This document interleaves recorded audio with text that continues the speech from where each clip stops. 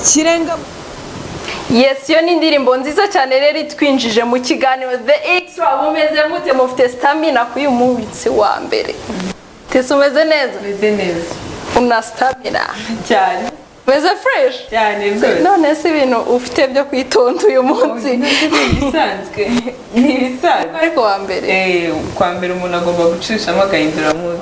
Reka nanjye ncishe mu mudu. Mbaye ikaze mu kiganiro The Extra rero ntimujye kure. Uyu munsi dufite byinshi tugiye kuganira namwe, tubafitiye byinshi turi bubagezeho nk'ibisanzwe murabizi. Mutwereza ubutumwa bugufi kuri nimero mubona kuri iyo ikabundi tubane namwe tuganire namwe. This is The Extra show. I'm Jacobine. Nanjye nditese. Uyu munsi rero ni umunsi wa mbere w'icyumweru, ni intangiriro y'icyumweru. Tudatinze reka duhite dutangirana, nta bintu byo gutakaza umwanya, duhite dutangirana n'ingingo z'ingenzi z'aya makuru tugiye kwibandaho uyu munsi. Mbese ni ibihe turi buvugeho? Ntabwo ari byo byonyine turi buvuge nubwo arizo ngingo nyine muri kubyumva. Reka tubanze turebe, turagaruka tubibabwira noneho mu buryo burambuye. Ikirenga mu bahanzi, igitaramo cyo gushimira umuhanzi w'umunyabigwi mu muziki gakondo. 20 bari mu irushanwa rya Nyampinga w'u Rwanda 2020 bari mu kindi cyiciro cy'umwiherero. Nyuma y'igihe atageza ibihangano ku bakunzi be, Auddy Kelly yabijeje ko uyu mwaka bafitiye byinshi. Turabagezaho kandi ibyo ukwiye kumenya ku burwayi bw'igifu. Ngaya nguko ngibyo tubafitiye rero kuri uyu munsi wa noneho kuwa mbere ku itariki zingahe man? Itariki 10. Itariki 10 z'ukwezi kwa kabiri, uri minsi 4. Nine. Nine. Valentine. Umunsi turi kuwa mbere kuko kuwa gatanu.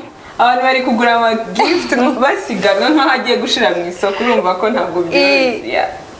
Hanyuma rero turi buherehe tubwire. Here kuzanjye uratangira. Hera kuzawe. Here kuzanjye ko numva uko ngo bunyende wambwiye ngo uyu munsi ni umunsi wo kwambere kambanze niyakire mu bintu by'ubushyitsi. Yareka rero mbanze nsuhuza abantu bose badukurikiye bakuri iki kiganiro The Extra. Izere ko aho muherereye hose mumeze neza. Weekend yari fresh kubera ko iyi weekend ntabwo haguyemo imvura nyinshi nkuko bisanzwe tumenyereye ko hagwa imvura. Ari byabaye birenze imvura mshiti wawe. Well, birahari ariko akenshi usanga ko ducika intege cyangwa ntituryoherwe kubera imvura ko ntaho wajya ntaki. Amakuru rero ni menshi tubafitiye uyu mugoroba, turi buze kubana namwe kandi turi bugire ibihe byiza. Reka duhere muri Miss Rwanda kubera ko urebye niyo matsiko mfite ngewe right now, niyo matsiko mfite, like I can't wait for 22nd. Rero ubu ngubu nkuko twari tubizi ushize twari twabivuze, tuvuga ko abanyampinga bacu cyangwa se abakobwa bahagarariye abandi mu irushanwa rya Nyampinga w'u Rwanda bitabiriye umwiherero, ariko noneho umwiherero bawukoraga bataha. Yego.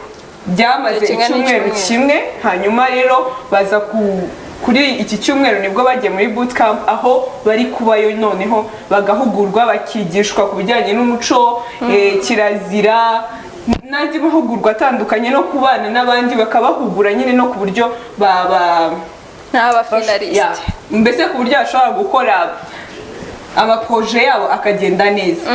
Ubu ngubu rero babakobwa 20 bapimwe indwara. Ntekereza ko iyo baza nko kugira aho basangamo indwara yari gusubira mu rugo probably. Ntekereza ko yari gusubira mu rugo hanyuma akazagira irushanwa rikaba ripfuye kubera ko ubu bakomezanya n'arwayira. Oya, bagomba kumenya ubundi Nyampinga mwiza ubereye u Rwanda ni muzima, afite ubuzima buzima. Ubu rero bahawe cyangwa abapartner niko navuga uwo basharinga nawe icyumba. Ubu nibwo umwiherero ugiye gutangira. Bahawe ibyumba byo kubamo muri iki gihe cy'ibyumweru 2. Ikindi nanone nabonye nuko gutora bigikomeje. Ushize twe twatoye tuza kuvuga ko byahagaze, ariko icyo bashakaga no kugira ngo barebe babiri bazakomeza nyine amajwi agize, bazakomeza amajwi batitaye nyine ku bindi, bazarusha abandi amajwi mu batowe kugira ngo bakomeze kino cyiciro nyine cyo kujya muri bootcamp cyangwa se umwiherero. Ari ibintu sinabonye nakunze bitandukanye n'umwaka ushize. Umwaka ushize wabonaga buri cyumweru twaravugaga ngo ninde none uri ku marembo kuko uribuka ko ubushize hari uwo Vanessa bamukuyemo barongera baramugarura baza no kumuhereza ikamba rya congeniality ariko agashya navuga cyangwa se itandukaniro n'irushanwa ry'ubushize nuko kuri iyi nshuro bose bazagera kuri finale hama tuze gukuramo cyangwa se akanama nkemurampaka bakuremo the main like the Miss Rwanda, the real Miss Rwanda, Nyampinga w'u Rwanda uzambikwa ririya kamba karyambikwa na mwiza Megan. Ubundi Megan ntago mbere abantu twezaga twumva ko yitwa ni mwiza, numvaga yitwa mwiza Megan ariko kandi nyine abantu bongera umukobwa ni mwiza. Ikindi rero nari ndimo mvuga kuntu abantu batora gutora ni uguhera ejo le 11 yego bakazageza le 20 ari nawo mugoroba tuzamenyamo Nyampinga ngo ninde. Mukomeze rero mushishikarire cyangwa se muhagurukire gushyigikira bashiki banyu, inshuti zanyu, babyara banyu, ndetse nyine urimo hari icyo mufana cyari cyo cyose cyangwa uwo ukunda uwo washimye projet ze mubashyigikire kugira ngo umuhereze amahirwe yo kwegukana kuko ni naho bahera bareba Miss Popularity ibindi bakabigenderaho nyuma. Urumva ko byibuze atabaye Miss Rwanda yaba na Miss Popularity bigenda nibyo bigaragaza Nyampinga ubundi wariwe aho nyuma yo kwigaragaza imbere y'akanama nkemurampaka ubundi Nyampinga ni muntu ki abayeho ubuhe buzima. Arabo dusanga twabonye utuvideo muri kino cyumweru bamaze twemo twibaza ngo nubwo twe tuzi ko bazi kuririmba afite amajwi meza, ibyo nabyo twarabimenye kubera ko baba bahuriye hamwe nyine bakatugezaho ibiri barimo. Hari ubushize twabonaga mu mwaka wabanje Miss Gisabo nabwo abantu bibaza ngo uriya muntu se yashobora kwigisha ijambo ry'Imana ngo aranarira tukamenya n'abantu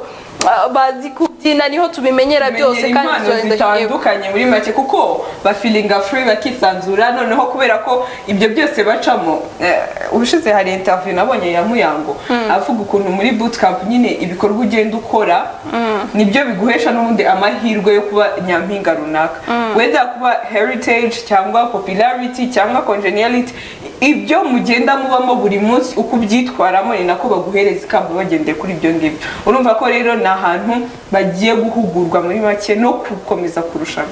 Mubashyigikire rero tuzabatore neza. Izindi nkuru ubundi twirebere Nyampinga w'u Rwanda w'icyerekezo Vision 2020 ninde. Iyindi nkuru rero mana yagiye wambwiye ngo byo kwifata byawe byanze ntabwo ari njyewe nyine wari uri hano ubusanzwe ubu ngubu ndaje hano mu isura nshya ya Jacobine.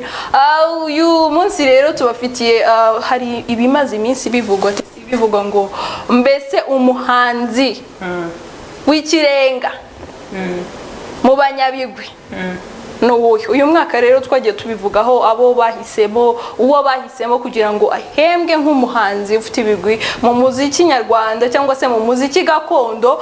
Hari abantu batandukanye twagiye tuganira cyangwa se twagiye tuganira batubwira bari mu bateguye rino rushanwa batubwira ubundi umuhanzi ikirenga mu bahanzi ibyo bintu ni iki ko duhora tubyumva bivuze iki bakurikije iki bahitamo irushanwa ryatangiye gute igitekerezo cyavuye hehe. Reka tubanze turebe video imwe mu bategura iki gikorwa n'ubundi giteganyijwe ku itariki 8 z'ukwezi kwa gatatu. Turagaruka noneho tubivugaho dushyiraho agakeregeshwa nawe wumve ubundi uraza kutubwira mbese wowe umuhanzi batoye yarabikwiye cyangwa se ibyo bagenderaho uri kubona yarabyujuje cyangwa umwaka aho hari kumwe abantu bafata umwanzuro bakavuga reka dushireho runaka ariko mu by'ukuri ugasanga hari ukundi kuntu hari uwo bagakwiriye gushyiraho ubikwiriye kumurusha. Namwe muratubwire se ibyo bakurikije nibyo umuhanzi bahisemo nibyo koko se arabikwiriye cyangwa hari abandi wowe hari undi utekereza ko koko yamusimbura yakabaye uwa mbere cyane ko ari ingaruka mwaka tugenda tubona n'abandi ariko se uwo waheriweho niwe wagakwiye kuba yaheriweho. Turasangira ijambo rero kuri izo nimero zikurikira kuri eka yawe wundi uraza kutubwira. Reka tubanze turebe umwe mu bagize akanama cyangwa se mu bari gutegura iki gikorwa ubundi turareba turagaruka nyuma tuganira namwe. nitwa Mneki Kayiranga Melchior, ndi umunyamakuru nkaba n'umuyobozi wa Bwiza Media ariyo ifite ikinyamakuru bwiza.com. kuri iyi nshuro nkaba ndi coordinateur cyangwa se umuhuzabikorwa wa concert ikirenga mu bahanzi bituruka ku mushinga witwa Indongozi mu bahanzi, indongozi abahanzi b'umuco. Rero mvuze kuri iyi concert ari nayo ingenzi hano kuri BTN nuko iyi concert yateguwe mu rwego rwo guha abahanzi baba mu muco agaciro, kubaha agaciro ariko hagamijwe kubashimira ariko tukabashimira bakiriho. Aho tujya gutangira iki gikorwa cyangwa tujya gutangira umushinga twibazaga se ni kubera icyo umuntu ashobora gushimira umuntu yarapfuye, akamuvuga ibigwi yarapfuye, akamuvuga ibigwi atakiriho. Niko guhita tuvuga ngo reka dushimire abahanzi bacu bakiriho kuko babaye indongozi z'umuco, barwana ku muco wacu,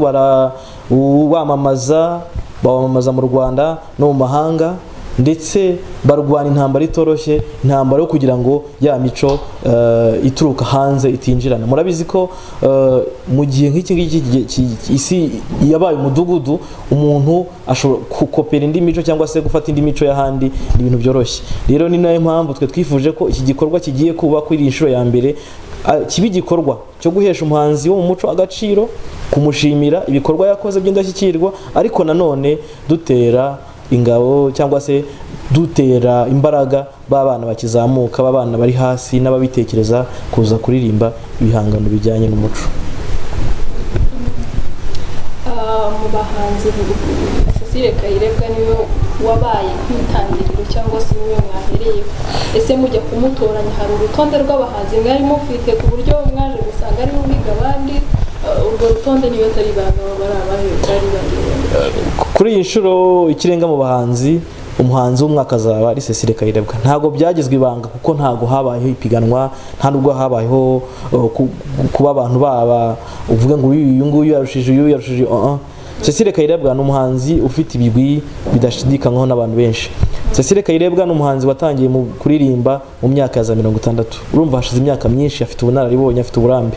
Cecile Kayirebwa ntiyigeze atatira igihango cy'umuco ngo ajye kuririmba mu zindi njyana, yagumye muri gakondo. Cecile Kayirebwa yaririmbye mu Kinyarwanda. Cecile Kayirebwa yabonye igihembo mu gihugu cy'Ububirigi ubwo yaramaze kugera mu gihugu cy'Ububirigi nk'umuhanzi wakomeye waririmbye ibijyanye n'umuco w'iwabo. Cecile Kayirebwa umwe mu bahanzi bafite agahigo kataragirwa n'abandi bahanzi, aho kuva Radio Rwanda mwihangane ndanyivuge so kwamamaza, ariko nibigwi biri kuri ku bimuranga, aho indirimbo yari yafunguraga Radio Rwanda. Murabizi ko ari Radio Rwanda ariyo radio ya mbere yaje mu iki gihugu, aho indirimbo ya Kayirebwa yari yafunguraga ibiganiro by'iradio. Nanone mu gihe cy'imyaka ya 90 kugeza 94 ubwo FPR Inkotanyi yarwanaga urugamba rwo kubohora igihugu, Cecile Kayirebwa indirimbo ye niyo yafunguraga Radio Muhabura. Radio Muhabura ari radio ifasha umuryango wa FPR Inkotanyi gucengeza amatwarase cyangwa kugaragaza ukuri ko abanyarwanda bari hanze y'igihugu n'icyo barwaniraga. Indirimbo ya Kayirebwa yitwa Umunezero niyo ndirimbo yafunguraga ibiganiro by'iradio. Natekereza ko nta wundi muhanzi muri iki gihe turimo, nta wundi muhanzi uragira ibintu nk'ibyo ngibyo. Byongeye kandi nkuko maze kubivuga, Cecile Kayirebwa ni umuhanzi rwose ukuze ubimazemo igihe kinini. Rero uyu mushinga indongozi z'umuco, abahanzi indongozi z'umuco, wahereye kuri Kayirebwa nk'umuntu ufite icyo avuze mu mateka y'igihugu cy'u Rwanda, cyangwa se ufite icyo avuze mu Banyarwanda, ufite umusanzu yatanze mu kubaka, mu kurwana no mu kwamamaza umuco nyarwanda. Mwamubonye rero icyo bivugaho, mwumvise cyangwa se mugize igitekerezo ku bijyanye n'ikirenga mu bahanzi. Ubu ngubu rero ariko nyuma y'ibyo byose ntago ari we wenyine umumaze kubona Melchior, ni we ushinzwe cyangwa se ni manager, ni ushinzwe ibyo bikorwa nyine byo gutegura kino gikorwa kizaba ku itariki 8. Si we wenyine rero, hari n'undi twaganiriye tugomba kwereka abakunzi ba The Extra, we yararimo atubwira noneho ashinzwe uburyo bw'abahanzi n'imikoranire y'igitaramo, ni coordinator. ntabwo ari coordinator ari gucoordinating abahanzi ibikorwa byose bizahabera. He's a coordinator n'ubundi mu bahanzi ari mu bahanzi kuko niwe coordinator w'abahanzi none. Reka tubanze turebe nawe icyo abivugaho, icyo asaba urubyiruko, icyo abahanzi bamusabye cyangwa bamugombye. Reka tubanze turebe, natwe turaza dushyiraho akacu ndetse n'akanyu. Murakoze cyane. Ubundi nitwa Icumu ry'ubucunzi rizira gucuka abacuzi bacuze. Mu bahungu nitwa Mukuru w'Ikaramu, niko nitwa mu buzima busanzwe. Nitwa Umusizi Tuyisenge, ndi umusizi, ikindi ndi umunyamakuru ku gitangazamakuru kimwe hano mu Rwanda. Ndi n'umuyobozi w'ikinyamakuru cyitwa Umushanana Media kivuga ku bijyanye n'umuco nyarwanda. Ndumva ari ibyo ngibyo, uwo niwe ngewe. Murakoze cyane, ariko utagira utwibwira igitumye uri hano kano kanya noneho ikirenga mu bahanzi wayivugaho iki? Igitumye ndi hano ni igitaramo cyitwa Ikirenga mu bahanzi, gikubiye mu mushinga witwa Indongozi, abahanzi indongozi z'umuco. Ni igitaramo turi gufatanya gutegura n'amashyirahamwe atatu: Bwiza Media, Umushanana, Karibu n'abacukumbuzi b'amateka n'ireme ry'umuco. Ariko ni igitekerezo cyavuye mu gihugu cy'Ububiligi ku ishyirahamwe ryitwa Karibu, ni ASBL Karibu, niyo mu gihugu cy'Ububiligi iyobowe n'umugabo witwa Omar Ntagengwa. Niwe wazanye igitekerezo, hanyuma yegera Bwiza Media, yegera Umushanana n'abacukumbuzi b'amateka, ubundi tubishyira mu bikorwa. Dutegura igitaramo cyitwa Ikirenga mu bahanzi. Ni igitaramo kigamije gushimira umuhanzi wamamaje umuco w'u Rwanda mu Rwanda no mu mahanga. Kuri iyi nshuro twifashishije byinshi mu bitandukanye cyangwa mu byo twagendeyeho cyangwa mu ndimi z'amahanga criteria, kugira ngo dutoranye umuhanzi tugomba gushimira, kuko ntabwo ari competition cyangwa irushanwa. Ni ugushimira, ni mu rurimi rw'igifaransa ni reconnaissance, guha agaciro ibyo umuhanzi runaka yakoze ku muco. Muri uyu mwaka rero twahisemo guhera kuri Cecile Kayirebwa. Niwe uzashimirwa, abanyarwanda bakaza bakamushimira mu buryo bwose bashoboye. Waba ufite inka, icyo ushoboye, uburyo bwose wumva ushaka kumushimiramo.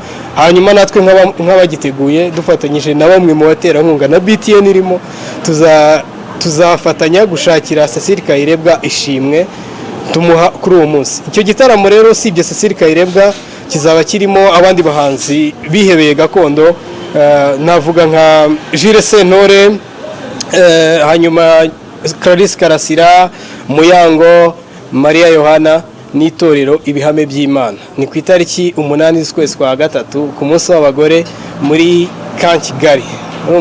Ndumva ari ibyo ngibyo naba mvuze ku gitaramo. Murakoze cyane, uvuze ngo mwahereye kuri gakondo atagiyemo ibyo kuvanga n'ibindi abahanzi bagenda bavangamo n'indimi, kuko nabonye ari bimwe mu byo muheraho muhitamo uwo muhanzi koko. Ese aba bo mwatumiye bazafatanya n'uyu muhanzi gususurutsa abazaba bitabiriye, mujya kubahitamo mwahereye kuki? Ikintu cya mbere twahereyeho tujya guhitamo abangaba bazaza gususurutsa abahanzi. Mbere na mbere reka mbivugire hano, nta nubwo ari ibanga, muri aba bahanzi bose bazaza guherekeza Cecile Kayirebwa nta n'umwe twishyuye cyane. Rero nagira ngo nkubaze noneho icyo ubwira urubyiruko rukunda umuco gakondo, rukunda kuririmba iby'iwacu, wenda rubonye amahirwe, ni motivation cyangwa se mu kinyarwanda sinzi uko turi bubyite, ariko ni uburyo bwiza bwo kubaha gukomerezaho bari bagejeje, kugira ngo wenda mu gihe kizaza nabo bazashimirwe, babone ko ibyo bafite ku mutima bashobora kubikora. Wabwira iki urubyiruko rufite mu mutima warwo gukora gakondo? Urumva rega, ubundi baravuga mu kinyarwanda ngo agahugu katagira umuco karacika kandi kakanibagirana. Bakongera bakavuga ngo ugaye imfura z'iwabo bucya yimuka. Urumva? Ubwo rero dushingiye kuri ibyo bintu, abantu bakibyiruka tubanza tumenye ko umuco ni ishingiro ry'ubuzima bwa buri munsi, imibereho tubayeho, uko wabayeho, kuba wambaye ijipo igera aho hepfo gatoya, ni ukubera ko hari uko iwanyu babigutoje, ni ukubera ko hari umuco iwanyu baguhaye. Ni ukuvuga ngo rero dukomere ku muco, tureke gutwarwa n'iby'ahandi, sibyo? Amahanga barayagenda ntibayarara, sibyo? Kandi ngo ishyanga n'abatindi. Ikintu cya mbere tugomba kumenya ni uko u Rwanda turifite, turihagije ku muco uwo ari wo wose. Icyo watekereza gukora mu ndangagaciro z'abanyarwanda za kinyarwanda uzazisanga mu muco. Urubyiruko rero tumenye ko ibi bintu ntago bijyamo abasaza, ko ndi mutoya kandi mbirimo neza, n'abandi benshi burungano rwanjye barimo kandi neza. Tujyemo neza kudutunga, niba ari n'ibyo kuceza n'ibindi byose bizagutunga gake gashoboka, ariko nujye mu bintu by'iwanyu uzaba uri mu byo urimo nabyo bikurimo, kuko habaho u Rwanda, umuntu agira urwo agendana akagira n'urumugendamo. Bagira u Rwanda bagendana, bagira n'urubagendamo, ibindi byose ni amahoro. tuyisenga mvise navuze ngo tugire u Rwanda tugendamo, tugire n'u Rwanda rutugendamo. Exactly. Ibyo bintu uri kubyumva? Abahanzi ntago bishyuwe amafaranga, ntago ari ikiraka. Kino gikorwa tugisobanukirwe. Ubundi hari imigani aciyemo hariya. Mbwiramo nk'ibiri. Ngagahugu katagira umuco karacika kakanibagirwa. Yego. Hari undavuze nk'ukurira cita. Hari undavuze biriya ngo niba ari ngo amahanga ngo barayagenda ntibayarara. Turekera aho ngaho. Yatubwiye rero ni Intore Tuyisenge, nawe ari mu bategura iki gikorwa.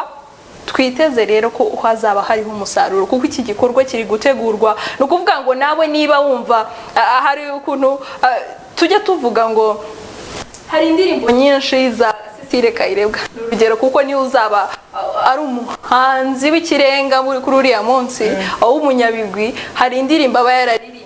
Umunsi rero tuzagira umwanya wo kuzimubaza kubera iki waririmbye gutya. Hari indirimbo bajya bavuga ngo twaza mwajya hari abantu uyu munsi ugiye kuririmba bana yanjye. Hari abantu tujye tufata indirimbo tukazigira muri content itandukanye niyo umuhanzi yashatse kuririmba. Mbese ibyo ngibyo byose tuzagirirwa ubuntu bwo kubisobanukirwa kuri uriya munsi. Iyi concert yaje ikenewe kubera ko niba wenda ubushize twe twabivuzeho, ariko reka twongere tubisubiremo kugira ngo n'uwacitswe icyo kiganiro wenda yumvireho kuri uyu munsi. Nkuko babyumvishe, bumvishe ko abahanzi barimo hariya ntibishyuwe.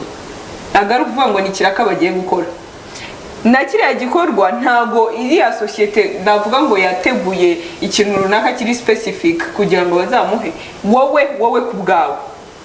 Nkanjye tese nkavuga ati Cecile Kayirebwa yankoreye umuti ntwaye niba nyifite, nubwo nta n'inkoko ngira, ariko hari nta nkoko ufite. Rwa rukwavu wambwira ko ugiye kugura. Ntabwo ndaruka. Urumva ukagira igikorwa icyo ari cyo cyose na message, si ngombwa ngo umuhereze ikintu gifatika, kuko uvuga uti njyewe ni ukuri icyo tumuhereza, ariko ukamuhereza message ku buryo agenda avuga ati uko biri kose, kuko yaradufashije kwamamaza umuco. Niba hari n'abanyamahanga bazi umuco nyarwanda, indirimbo nyinshi baba barahari, ni benshi. Yego, indirimbo baba bazi nyinshi ziva kwa Cecile Kayirebwa, wenda n'abandi ntitubanenze, ariko ari muri bamwe badufashije. Ejo bundi hari uko nagiye muri weekend mbona nsigaye n'abagisharagati, mbona ukuntu abahanzi bafasha cyane cyane gakondo, bafasha abantu gususuruka. Buriya imbyino izi zisanzwe iyo ugiye kuzibyina ni gake wiyaminiya mu bantu ngo wisanzure, ariko iyo ari gakondo bashyizemo bene Imana, n'utazi kubyina akajya agira gutya, ariko byibuze ukumva ko nyine uri kwishimira umuco w'iwanyu. Numva ko cyane cyane ku rubyiruko wenda tujye dukunda umuco, tuwusigasire, kuko uko byagenda kose iwanyu aba ari iwanyu. Uzagenda mu mahanga, ariko hari igihe kizagera uvuga ati nkeneye gusubira iwacu ku ivuko. Hanyuma rero uyu munsi ni umunsi wa mbere, ariko ntibivuzeho ko tubyina tukareba indirimbo nshya nziza. Kuba utari interested ko mvuga indirimbo nkora na kintu Hoya bikubwiye. ndi kukumva nkeneye kumenya iyo ndirimbo. Iyi ndirimbo rero yasohotse muri iki cyumweru gishize n'ubundi ni indirimbo ikiri kuri hit, indirimbo nziza cyane ifite amashusho meza. Wowe nutanayireba cyane uhumirize nyine uyinjoyinga wumva ukuntu injyana yayo mu matwi beat yayo imeze. Ubundi turagaruka tubabwira n'izindi nkuru nyinshi ndacyari Jacobine na Tesi. Mani wagiye wivuga? Sinivuze. Ntabwo nzongera kukuvuga. Hoya nitwa Tesi. Bari bankubise. Reka tubanze turebe indirimbo Kubi ya Auddy Kelly, ubundi turagaruka turebera hamwe amakuru y'ibyamamare. Hey! Bakunda Kubi! Ntabwo byoroshye se baratira dusigamo imvune mu gushikuri. Reba ukuntu twahagiye. Iyi ni imyitozo. Buriya imyitozo ukazajya gukuramo inzara z'abandi. uri kubona kazi yako. wanjye azaba ameze neza uwo munsi. Kuko natangiye imyitozo. Tambwira ibyabaye ejo bundi ngo hari umuntu wakuyemo inzara. Ntabwo biba byoroshye inshuti yanjye no kubanza ukitoza aho uherereye hose dufatanye twitoze kuko hari ukuntu umuntu agukandagira ukajya uvuga se urajya he wawe Wajya imbere. Reka mbireke iyo ni indirimbo rero nziza cyane ya Auddy Kelly, ariyo duhise tujya no ku bundi bwiza, tuvuye mu bundi bwiza tujya mu bundi. Yo that's why urashaje cyangwa nuko utararya Chita ndi kuzitekereza. Kuzirya bwo ntabwo byashoboka. Ntabwo byashoboka kuba narazirya, ariko abo ngubu nyine ndi kuzitekereza. Ariko mu kanya nyuma y'iyi nkuru nibwo duhita tuvuga ibya Chita. Auddy Kelly iyo ndirimbo mumeze gute uri kumva atari umuti? Reka tubanze turebe icyo yaganiriye natwe tubwira ngo igihe gishize noneho mutambona. My dear friends, noneho tugiye kubana. Ibintu byo kwirwa avuga ngo naje nagarutse nasubiyeyo birangira na 2020. This is 2020 bro. Ibintu byo kuvuga ngo waje wasubiyeyo ntago ari byo. Reka tubanze turebe ikiganiro gito twagiranye na Auddy Kelly, ubundi turagaruka n'ubundi tubabwira andi makuru iyongereyeho. Ndakwitegereza ntakwiyumvamo ntabura icyo mvuga bikanyobera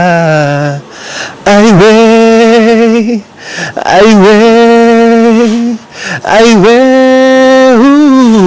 ndakwitegereza. Yes. Umeze neza? Bisa cyane. Amazina yawe ni Auddy Kelly. Abantu bavuze ngo naba bashaka kwiyenza ngo ntago twakumenya amazina, iyo ndirimbo tuzi nyirayo ariko ntituzi amazina. Ya mba maze igihe ntaheruka gusohora indirimbo, ni ngombwa ko nivuga. Umeze neza nta kibazo ufite mu mutwe? Ni sawa cyane, meze neza. Urakoze guhera aho ngaho ngo wari umaze igihe utaboneka, niyo mpamvu yatuma gutaboneka? Uyu mwaka ushize nari ndi gukora indirimbo nyinshi ariko ntabwo nazisohoye, so uyu mwaka nibwo ngiye kuzishyira hanze. Mwaka wa 2020. Nibwo ndi bushyire hanze indirimbo zose. Icyo gihe nari maze ntagaragara nakoraga ariko nazishyira hanze. Ubu rero nibwo ngiye kuzishyira hanze. Ako buriya nibyo byiza gusohora indirimbo, gukora indirimbo zidasohoka tukagenda tukagukumbura ubundi ukazizanira rimwe. Ni kubera ko nagize izindi nshingano zituma ntaboneka, so ndavuga ngo kugira ngo nicare njye mu bindi gusa nkajya nkora indirimbo ariko nkasubira muri izo nshingano, kuvuga ngo ubu bizanyorera kuko ntabwo nzaba kwiruka muri studio cyane, ni ukuzishyira hanze gusa. Kuduhereza kamwe niyo nabonye waduhereje. Hariyo nasohoye muri iki cyumweru yitwa Kubi. Iyo ndirimbo watwanje ukatunyurizaho gato akantu ukunda kuririmba nyine nawe wakoze ukumva bwana kano kantu nagashyizemo kagombaga kujyamo. Urebye ni twose wenda naririmba gatoya. Umutima ugukunda kubi reka ninjire gukunda kubi. Yes. Wari uzi ko ufite ijwi ryiza? Urakoze kuba ubibonye. Wari ubiziho? Njyewe nshima Imana ku bw'ijwi yampaye kuko ibyo nkora ni umugisha w'Imana nyine, ndabishima Imana. hanyuma kuri iyo mishinga yawe iriya ndirimbo yawe yakozwe nande yakorewe he? iriya ndirimbo yakozwe na Made Beat mu majwi, then video ikorwa na RD Entertainment. Indi mishinga nubwo utarayitubwira ariko iriya ndirimbo reka tuba ariyo twihataho cyane kuko niyo twagize icyo tubonaho. Yagutwaye izihe mbaraga kugira ngo isohoke? Nabonye n'indirimbo nziza cyane, yagutwaye izihe mbaraga kugira ngo isohoke imeze kuri? Urebye kumara umwaka nakora byaramfashije.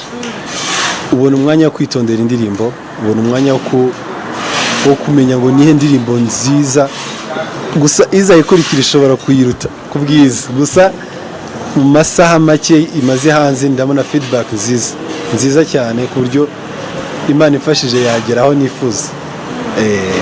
Iriya ndirimbo njye niyo ndi bugarukeho cyane kubi. Ni indirimbo nziza ifite amashusho meza, mugaragara nkaho mwayifasha mu masaha ya nijoro. Ni igiki cyakugoye gushutinga iriya ndirimbo cyangwa no kuyirekodinga? Urebye nta kintu cyangoye kuko twe twabiteguye, twagize amashusho dufata ku manywa arimo nayo makeya, ariko amenshi twayafashe nijoro nyine, kubera ko twifuje gukora script nyine, ubundi ijoro riri romantike kurusha ku manywa. So gukora indirimbo y'urukundo nk'iriya, ukunda umuntu kubi bishatse kuvuga kumukunda biri too much, so it's better ko muyishutinga nijoro amasaha nyine ajyanye n'urukundo. Uze ngo ijoro riba ari amasaha y'urukundo cyane kurenza. Hari n'abandi bavuga ngo ukwezi kwa kabiri n'ukwezi k'urukundo cyangwa ukwezi kw'abakundanye. Muri uku kwezi niki uduhishe? Ukwezi kwa kabiri turimo n'ubundi. Gusa icyiza ngize ni uko igiye gufasha abantu benshi mu gihe turimo cy'urukundo, kuko ni indirimbo y'urukundo kandi iri deep mu rukundo. So abantu bari mu bihe bya Saint Valentin, muri make ni yabo cyane kurusha abandi, ni yabo cyane kurusha abandi. Nta bitaramo muri iyi minsi utegura ku buryo twatangira kugorora imyenda? Uyu mwaka kirahari ariko ntabwo nahita nkora igitaramo maze igihe ntaboneka. Cyakoze mushobora kumbona mu by'abandi wenda, ariko nko mu kwa karindwi kirahari. That was Auddy Kelly. Nyuma y'igihe kinini tutamwumva, nawe yabivuze ngo kumara igihe kinini birafasha kuko umenya noneho gutandukanya se indirimbo nziza n'indi bimeze bite. Nizere ko ubu ngubu dufite imizigo. Mwabibonye ko The Extra rero we are going beyond expectations zanyu. Ubu ngubu ni ukugera kuri tele, amakuru tukayabaza neza kati kuri te.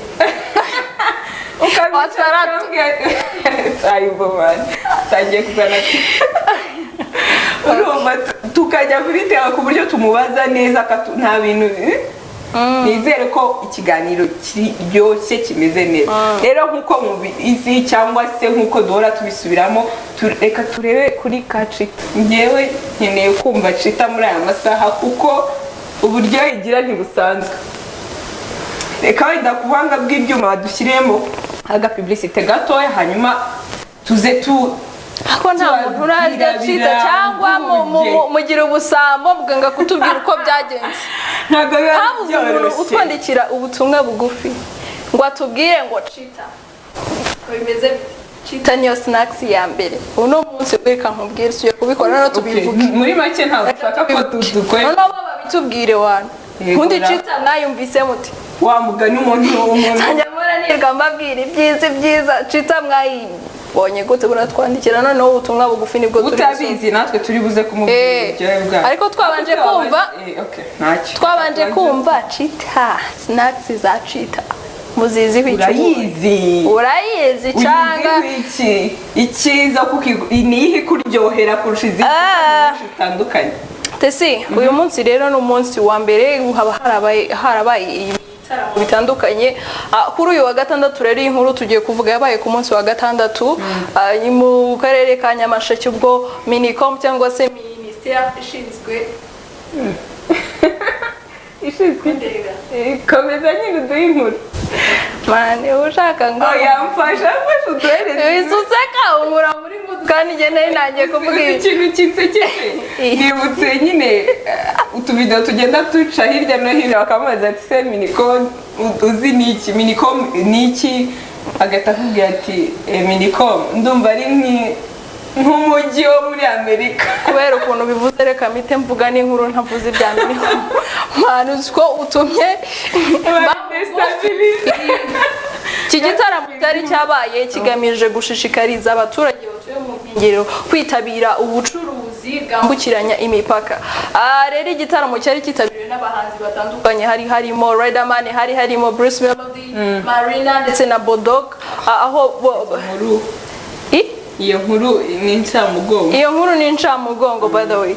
Igitaramo rero cyarabaye, abahanzi baraperforminga nk'ibisanzwe, ariko ubwo igitaramo cyari kiri ku musozo cyangwa se kirimo kiraba, ubwo abahanzi bose bari bageze ku rubyiniro bari gukangurirwa noneho bya bindi byari byabajyanye byo gukangukira cyangwa se gukangurirwa ubucuruzi bwambukiranya imipaka.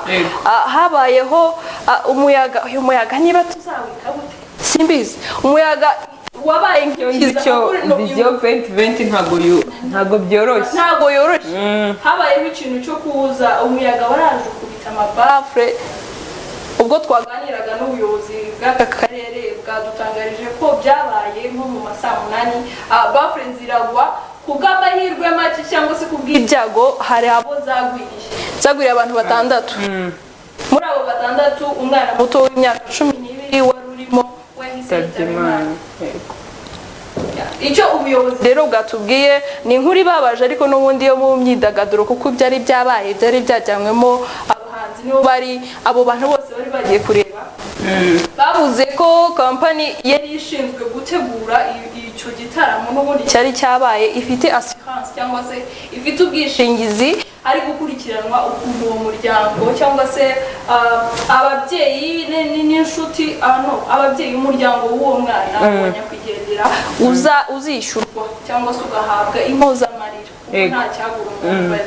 Ariko abandi bo bari bagize bari kwitabwaho, bari bagize ibibazo nyine bakomeretse, ariko bose baratashye. Niyo nkuru ndumva ibabaje, nta butumwa bugufi ngo burahari. Wenda mbere yuko twajya ku cyegeranyo, hari abagiye babaza ibibazo cyangwa se bafite amatsiko. Hari wabajije ngo mutubwire itariki bazerekaniraho Nyampinga uhagararira abandi. Itariki 22 z'ukwezi kwa kabiri. Urumva ko guhera uyu munsi harimo iminsi 10 cyangwa 11 n'ibyumweru bibi. Ego ya urumva ko ni itariki 22 z'ukwezi kwa kabiri. Mukomeze mu batore kandi mubashyigikire. Undi yanditse ngo mwambwiye amakuru ya Dream Boys. Dream Boys ikigaragara nuko hariho P hakabaho na TMC. Nayo makuru ni abantu babiri okay, nta kintu bo hagati yabo baratangaza, ariko ku bikorwa tugenda tubona hari P hakaba na TMC nuko bimeze. Hari wanditse ngo sindayirya n'inganje, aravuga kuri nganje kuki utararya nganje azanshake mugurire igura amafaranga magana. Oya nako mbonye message yari yanditse ari nebyiri.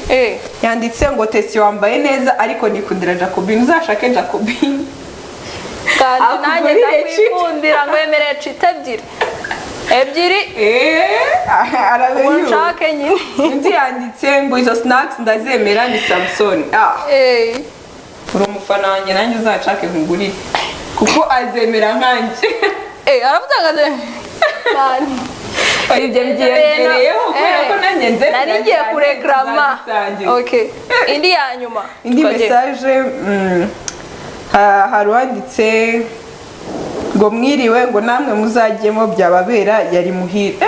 Ngiye muri Nyampinga nagongwa n'uburebure. Muri Nyampinga nibyo baba bavuga. Urakoze rata, nge nzajyayo, ariko nzajyayo ntari uburebure bwawe. Oya umwana wanjye azajyayo ntazaba ari nge.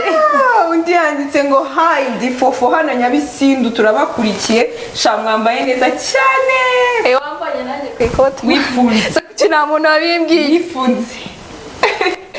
Buriya murankunda cyangwa oya baragukunda mani. Indi yanyuma nano hari wanditse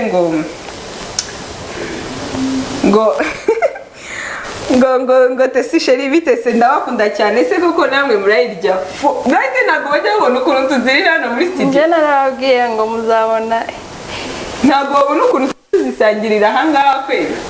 Ni ikibazo. Iyo ni iyanyuma. Shimira abantu bose bakoresha ubutumwa bugufi bagukunda. Ubutumwa bugufi ni bwinshi cyane. Bashimire amasaha yaducitse.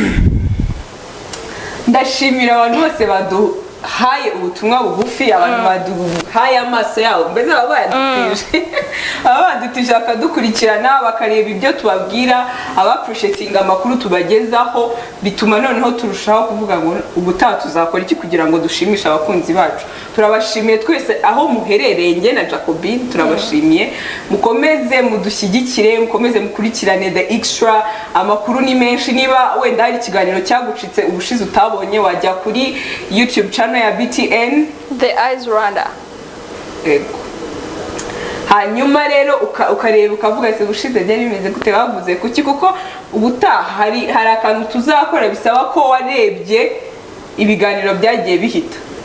Hari challenge igiye kuza, hari challenge dufite isaba ko umuntu aba yarebye ibiganiro byahise. Yego. Wowe uzavuga icyo utarebye? Ni ukuvuga ngo ni ukujya kuri, kandi harimo ibihembo.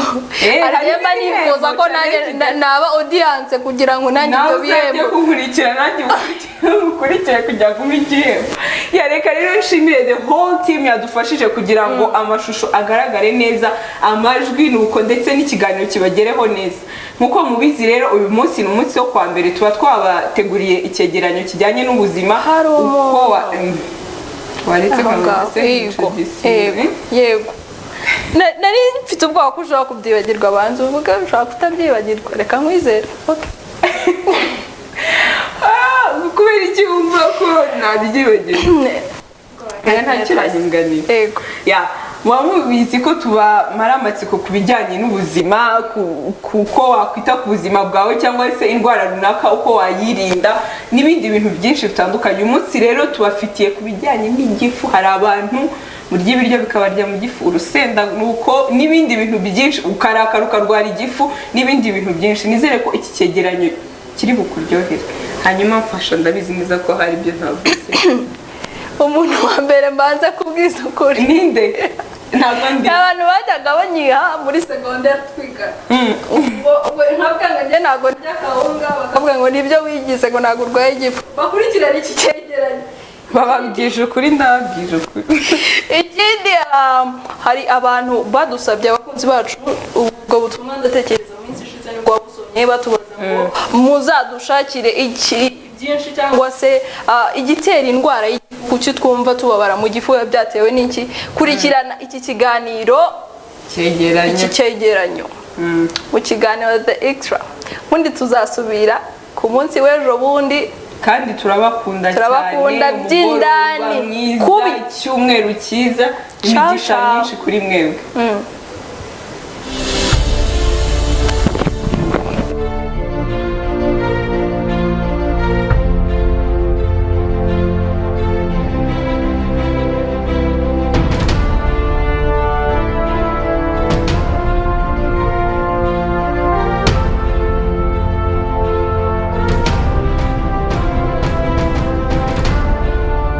Tumenye byinshi ku ndwara y'igifu. Indwara y'igifu nta gushidikanya abantu benshi bamaze kuyimenya kuko izahaza benshi. Gusa benshi bawugira mu kubyita igifu, nyamara iyo umuntu avuze ngo indwara yo mu gifu, aba avuze gusa ubwoko bumwe mu ndwara ziterwa n'igifu. Ibyiza ni uko wavuga uti indwara iterwa na side yo mu gifu, aribyo bita peptic ulcer disease PUD.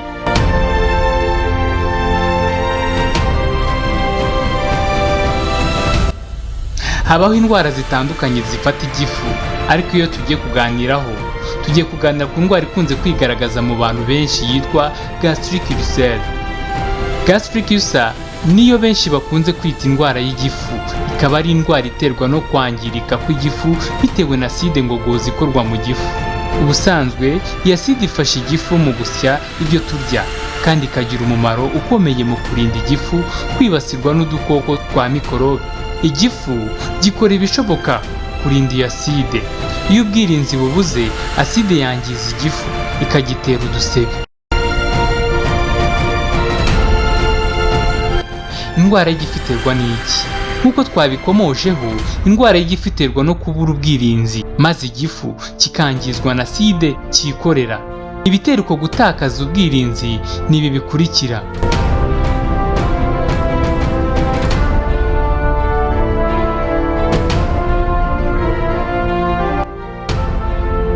agakoko ka bagiteri kitwa Helicobacter pylori, n'imiti ivura ububabare nka aspirin na ibuprofen nayo ishobora kuba intandaro y'uburwayi bw'igifu.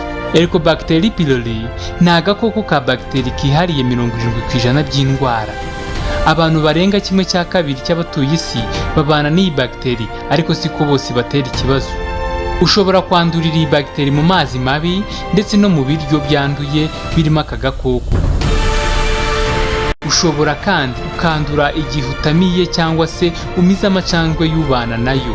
Iyo ugeze mu gifu ishobora gukora imvubura zitwa urines zangiza aside mu gifu, maze igifu mu kuziba icyuho kigakora aside nyinshi iteza ububabare. Ako gakoko kandi gashobora kwangiza umubiri w'igifu mu gupfuka bikagitera udusebe. Ishobora kandi kuba intandaro ya kanseri y'igifu. Icya kabiri, imiti igabanya ububabare. Imwe mu miti igabanya ububabare nka ibuprofen na aspirin cyangwa se za paracetamol ivura umutwe, ububabare bwo mu mihango y'abagore n'ubundi bubabare busanzwe. Ishobora nanone kugabanya ubushobozi bw'igifu mu bwirinzi bwacyo, bigatuma cyangizwa na aside yacyo. Iyo miti kandi ishobora kuba intandaro y'igabanuka ry'amaraso atembera mu gifu, bigatuma igifu kitagira ubushobozi bwo gusana no gusimbuza uturemangingo twacyo. Ibindi bishobora kuba intandaro y'igifu ni ukunywa itabi cyangwa inzoga nyinshi, umunaniro n'umuhangayiko ndetse n'uruhererekane mu miryango. Ese ni ibihe bimenyetso by'indwara y'igifu?